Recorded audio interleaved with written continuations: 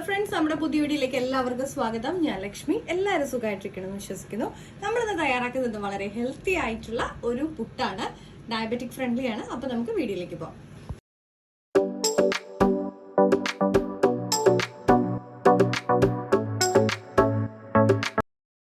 അപ്പോൾ അതിനായിട്ട് ഞാനിവിടെ കുറച്ച് കോൺ എടുത്ത് വെച്ചിട്ടുണ്ട്.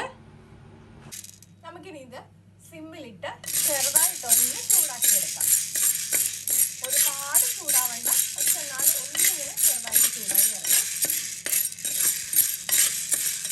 ഞാനിപ്പോൾ ഗ്യാസ് ഓഫ് ചെയ്ത് കൊടുത്തിട്ടുണ്ട്. നമുക്കിനി ഇതൊന്ന് ചൂടാറുമ്പോഴത്തേക്കും ഒന്ന് പൊടിച്ചെടുക്കാം. ഞാനിപ്പോൾ നമ്മുടെ പൊടി ഒന്ന് തണുത്തതിന് ശേഷം ഒന്ന് പൊടിച്ചെടുത്തിട്ടുണ്ട്. വളരെ ഫൈനായിട്ട് പൊടിക്കരുത്, ചെറിയൊരു തരിതരിയോടുകൂടി വേണം നമ്മളിതൊന്ന് പൊടിച്ചെടുക്കാനായിട്ട്. നമുക്ക് ഇതിനാവശ്യത്തിനുള്ള ഉപ്പ് ചേർത്ത് കൊടുക്കാം. ഇതിലേക്ക് ലേശം തേങ്ങ ഒന്ന് ചേർത്ത് കൊടുക്കാം.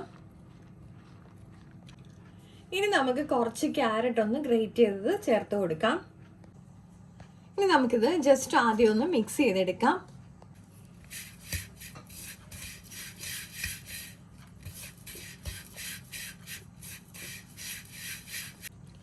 ഇപ്പം ഞാനിത് ജസ്റ്റ് ഒന്ന് മിക്സ് ചെയ്തിട്ടുണ്ട്. നമുക്കിനി ലേശം വെള്ളം തളിച്ചൊന്ന് മിക്സ് ചെയ്യാം. നമ്മൾ ക്യാരറ്റ് ചേർത്തേക്കുന്നത് കൊണ്ട് വെള്ളത്തിൻ്റെ അളവ് നമ്മളൊന്ന് നോക്കിയിട്ട് വേണം, തളിച്ച് വേണം കൊടുത്തിട്ടൊന്ന് നനച്ച് പുട്ട് എടുക്കാനായിട്ട്. കാരണം ക്യാരറ്റിൽ നിന്ന് ഓൾറെഡി നമുക്ക് കുറച്ച് വെള്ളമയം പോലെ ഉണ്ടാവുമല്ലോ. അപ്പോൾ കുറേ ആയിക്കഴിഞ്ഞാൽ ഇതിങ്ങനെ മറ്റേ കട്ട ഇങ്ങനെ കെട്ടിപ്പോകും. അപ്പോൾ അതുകൊണ്ടാണ് നമ്മൾ കുറേശ്ശെ വെള്ളം ഒന്ന് ചേർത്തൊന്ന് നനച്ചു കൊടുത്താൽ മതി.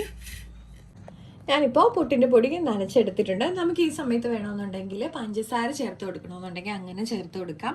ഇത് കഴിക്കാനായിട്ട് നമുക്ക് കറികളുടെ ആവശ്യമൊന്നുമില്ല. അപ്പോൾ കുട്ടികൾക്കൊക്കെ കൊടുക്കുകയാണെന്നുണ്ടെങ്കിൽ ഇതിൽ ലേശം പഞ്ചസാര അല്ലെങ്കിൽ നമ്മുടെ പാൽപ്പൊടിയൊക്കെ ചേർത്ത് കൊടുക്കണമെന്നുണ്ടെങ്കിൽ അങ്ങനെ കൊടുക്കാം കേട്ടോ. നമുക്കിനി ഇതൊരു 5 മിനിറ്റ് റെസ്റ്റ് ചെയ്യാൻ വേണ്ടി മാറ്റി വയ്ക്കാം. നമുക്കിനി പുട്ടിൻ്റെ പൊടി കുറ്റിയിൽ നിറച്ച് കൊടുക്കാം. അപ്പോൾ അതിനായിട്ട് നമുക്ക് ആദ്യം കുറച്ച് തേങ്ങ ഇട്ട് കൊടുക്കണം.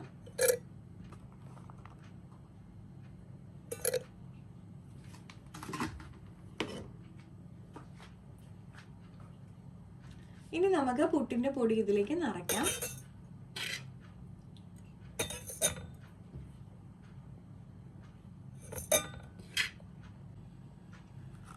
ഇപ്പം നമ്മുടെ പുട്ടുകുറ്റിയിൽ പുട്ട് നിറച്ച് കൊടുത്തിട്ടുണ്ട്. ഇനി മേളിലായിട്ട് കുറച്ച് തേങ്ങയും കൂടെ ഒന്ന് ഇട്ട് കൊടുക്കാം.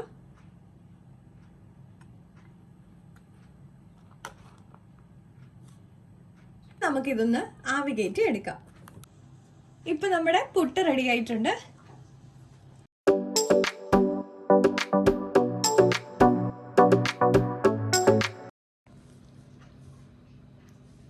അപ്പോൾ നമ്മുടെ ടേസ്റ്റിയും ഹെൽത്തി ആയിട്ടുള്ള പുട്ട് ഇവിടെ റെഡി ആയിട്ടുണ്ട്.